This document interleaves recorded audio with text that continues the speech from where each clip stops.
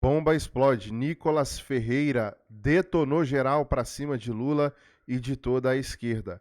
Declaração surpreendente de Emmanuel Macron, presidente da França. Todas essas informações a partir de agora. Antes, tem a vinheta. Notícias atualizadas aqui e agora no canal. Se inscreva, acione o sino e deixe o like.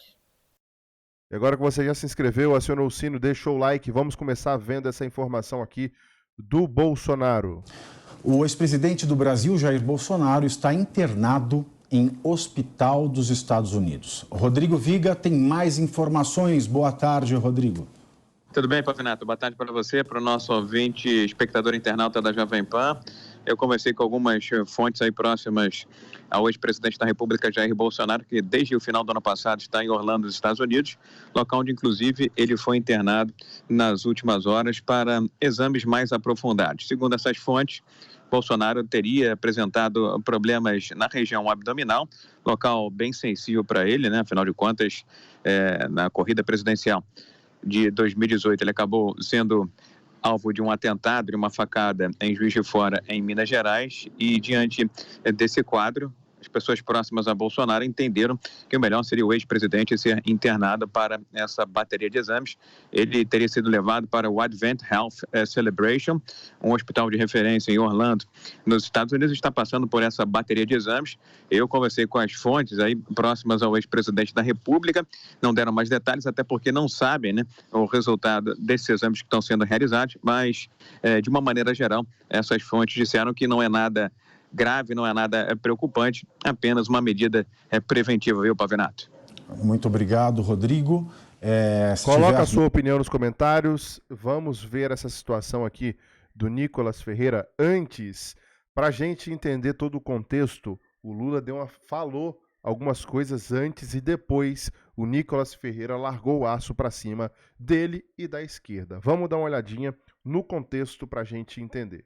Calhar para falar do discurso que foi feito ontem pelo presidente Lula, lá em Araraquara, cidade aqui do estado de São Paulo, onde ele se encontrava, para acompanhar os resultados das fortes chuvas que vitimaram muitos cidadãos de Araraquara.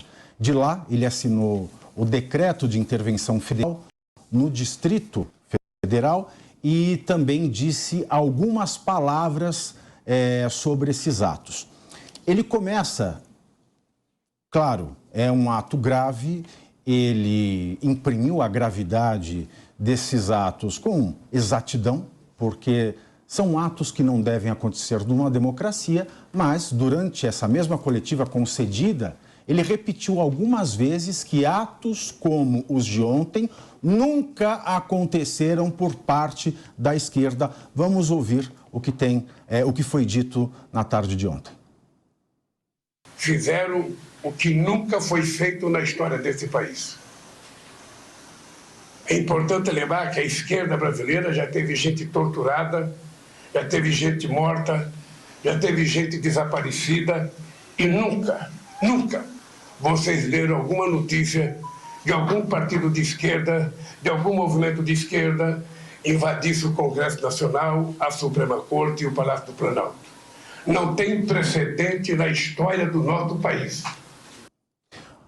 De fato, nós temos aí, e vou passar aqui para a mesa, esta afirmação do presidente Lula, que é tão verdadeira quanto a questão da caneta do Piauí, que é tão verdadeira quanto tantas outras afirmações que ele já fez desde o primeiro dia do início do seu mandato.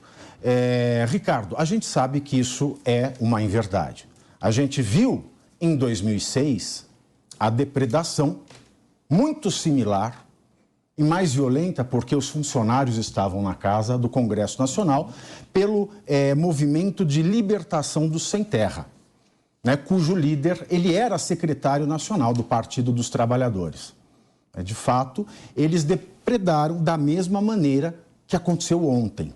E também em 2017 nós tivemos uma outra invasão em Brasília, também coordenada por pessoas ligadas ao Partido dos Trabalhadores. Eu não quero dizer que isso justifica o que aconteceu ontem, não. São todos crimes. Mas a questão é, por que é que ele traz uma inverdade dessa magnitude? E só para lembrar, pessoal, o que aconteceu em 2006 já prescreveu. Já prescreveu.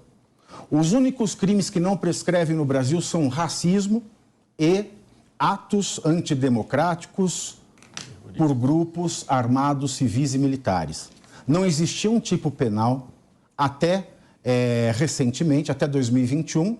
Então, nós não temos em 2006 como culpabilizar ninguém. Em 2017, nós poderíamos até falar de terrorismo, se nós quiséssemos analisar.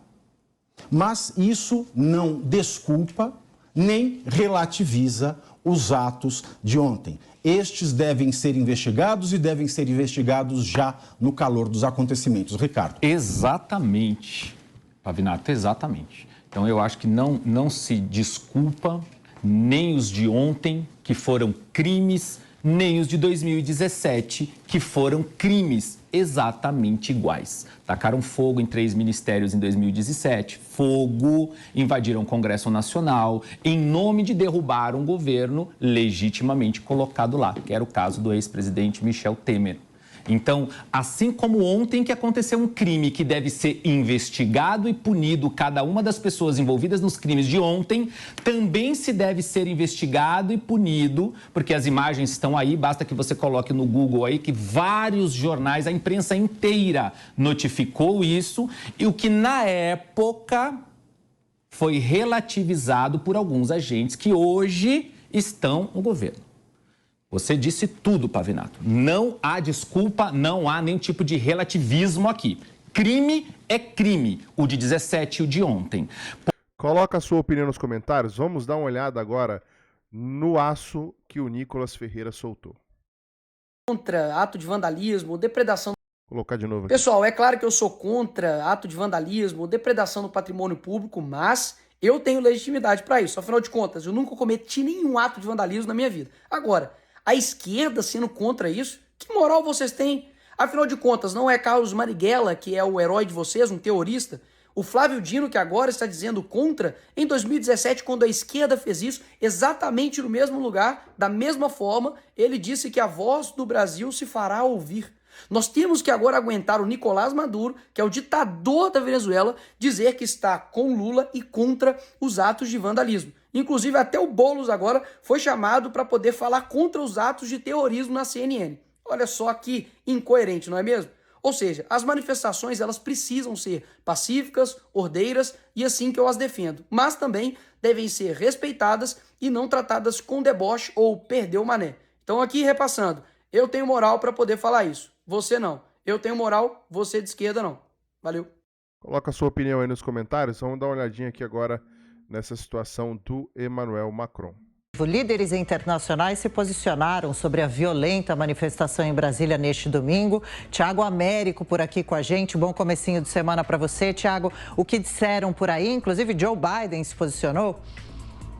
Olá, Adriana, Tiago e toda a audiência da Jovem Pan News. Um dia muito triste para a democracia do Brasil. Pelo menos é assim que os jornais e também as autoridades do mundo inteiro vêm descrevendo o que aconteceu ontem em Brasília. A gente vai destacar algumas lideranças mundiais, começando pelo presidente da maior nação econômica do planeta, Joe Biden, presidente dos Estados Unidos, que veio no seu Twitter e declarou: condeno o atentado à democracia e à transferência pacífica de poder do Brasil.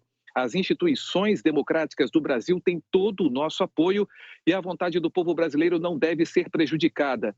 Estou ansioso para continuar trabalhando com Lula.